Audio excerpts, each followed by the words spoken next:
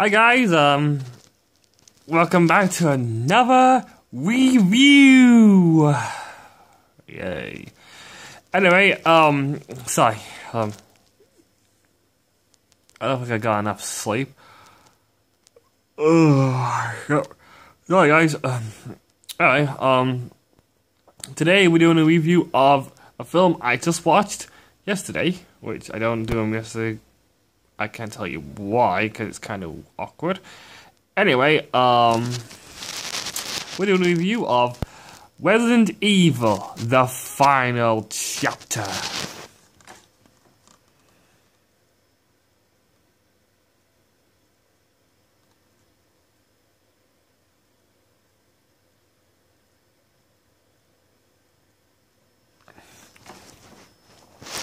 This movie was awesome. I'm not sure if it's the final chapter because of the ending, but who knows? I hope it is though, because I always hate movies when they say final on the end of it, when it's like it's gonna be like the last movie. It never is. I'm looking at you, Michael Bay.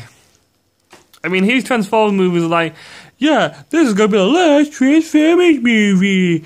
Oh no, we got another Transformers movie. Seriously, Michael Bay, stop killing Transformers. You're already starting to kill Teenage Mutant Ninja Turtles. Now you're doing worse to Transformers than you had to Teenage Mutant Turtles. Well, it's hard to tell because they are both shit. We'll get to that one day.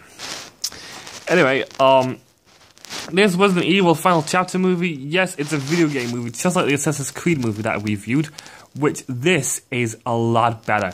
So far, it started off weak with the first one, but then got progressively better. Basically, this one's kind of confusing if you haven't watched the others. So, it basically told you about the story of what what happened.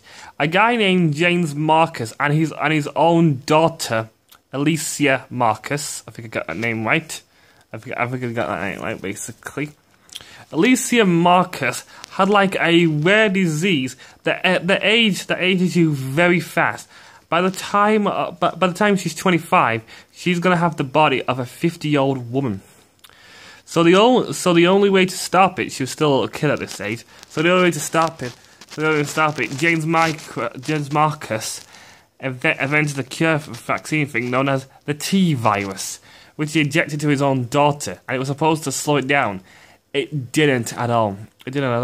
Instead, someone else known as Dr. Alexander Isaacs found this T virus from James Marcus, and is actually going to use it to spread a zombie plague, where only the strong survive. Once all of humanity are dead, he's going to get rid of all the other zombies, and basically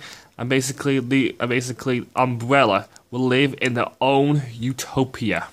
Basically, it kind of backfired because Alice, basically this cool ass woman in the movie series, played by I don't want to butcher her name if I can't get it right. Yeah, Milla Jovovich. I think I said her name correctly. Yep. And basically, she needs to stop them, right? If you remember the Red Queen from the first series, she's a bitch. But it turns out the Red Queen is not to harm anyone at all. At all. It was supposed to obey, but it kind of backfired for the bad guys.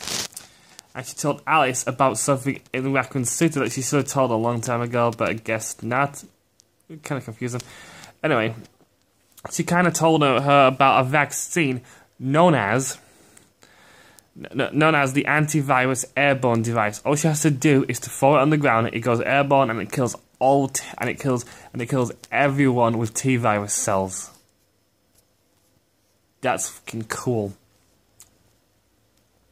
So what she did, she had to go to Raccoon City and Atlas, but then she got hauled by a group of guys that thought we can take all the zombies on. But it turns out they only could defeat one army when there's more army of zombies coming along the way.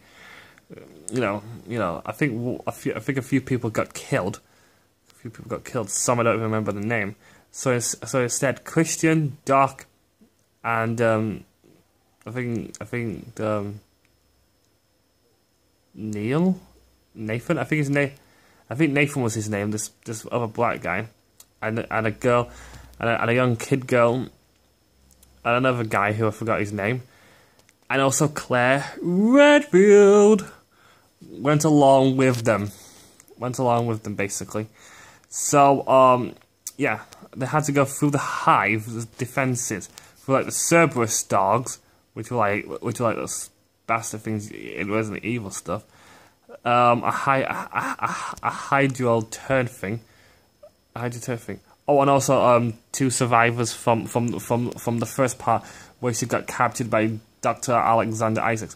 Not going to go out too many spoilers. I'm just going from bits of it basically, from Dr. Alexander Isaacs. And then when she defeated his horde of zombies and defeated him and that lot, although he escaped and defeated him and that lot, they saved some survivors. Others didn't want to go, but two wanted to go. One died down that kind of thing. One died because of that thing. And then that little girl person I was talking about got killed by the hydraulics, and then was going through like a tunnel system. And then one of them got fall down and lost her fingers, and then died because of that. Nathan, that black guy, got killed because of another person, and it was only Claire Redfield and Doc. It was only Claire Redfield and Doc, and also Alice, Cupcake Alice. So instead, they were about to go through like the same room from Resident Evil 1 where they had to do like buttons. Alice also gave him a gun. Spoilers, she didn't put the bullets in because she realised that he was a traitor. Because the Red Queen said that there's a traitor in their own group. And she realised who it was because he's still alive for some reason. Meaning they still need him. So yeah, they managed to find Wesker and that lot and stopped it. It turns out Wesker had to release Dr. Isaacs Clarke, Dr. Alexander Isaacs. And I was like, oh, that's Dead Space. Dr. Alexander Isaacs and Elisa Marcus. Just so you know, James Marcus got killed by Alexander Isaacs because he didn't want to use the T-virus for that kind of reason, to cause an outbreak. So Dr. Alexander Isaacs killed him for disagreeing and disobeying, basically. So then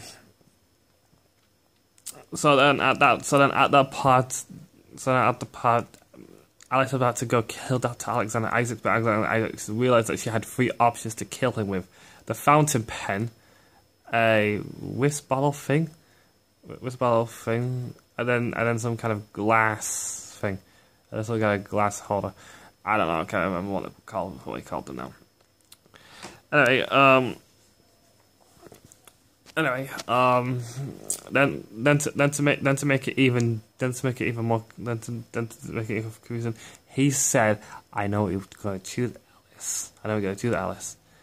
I may be the same person, but I've had some enhancements." Oh, he had some enhancements, all right. They even did that laser grid thing again in one of the fights where Alice and Claire were fighting. Alice had to do all that dodges and that, and she did it. The Red Queen thought she could get her, but then accidentally got Alice by mistake with the lasers and chopped her fingers off. But it's a really good movie. Hard to explain more of it because those are just my bits of it for now. Like I said, I only do like not a long review. I just give you like bits, randomized bits. Because this film is quite a long movie though, but it is really good. In total, I would give it a 8 out of 10. 4.5 stars. 4.5 stars basically. The only reason why is because if anyone watched the fifth one, I think it was, Retribution, there was a scene where you had Leon and Jill, and I think Claire was there as well, and also Albert Wesker. Then everything changed when the Fire Nation attacked. That's Avatar. Anyway, everything changed because it looked completely different in the opening. So I was like, wait a minute, what happened to the Alliance? Oh, it turns out it was just a lie. huh? But where's Leon and Jill? We don't know. And then Claire said the only reason why she wasn't there is because she got captured by Umbrella and she managed to escape and these people helped her. I was like, oh, that is a stupid reason. And then the ending was kind of weird though, where she's like, my job isn't done. Even though the antivirus has been airborne, it's going to take hours. I was like, wait, does that mean it's going to take days? Or is it just hours? Because it's only hours and not days. Then that means you don't need to do anything. You just sit back and relax, because then that means the antivirus will get rid of those flying kabuki monsters. I think that looks like. I don't know. There's also a new monster in Resident Evil that only responds to heat signatures. Weird, and also noises. Heat signatures and noises though. But still, it was a good film. The only reason why I gave it that is because that kind of got me really confused. You know, and Claire Redfield's explanation and it was kind of bullshit, so 8 out of 10, 4.5 star. Still a good film, I'd recommend watching it. Anyway, that's my review for today. Bye guys.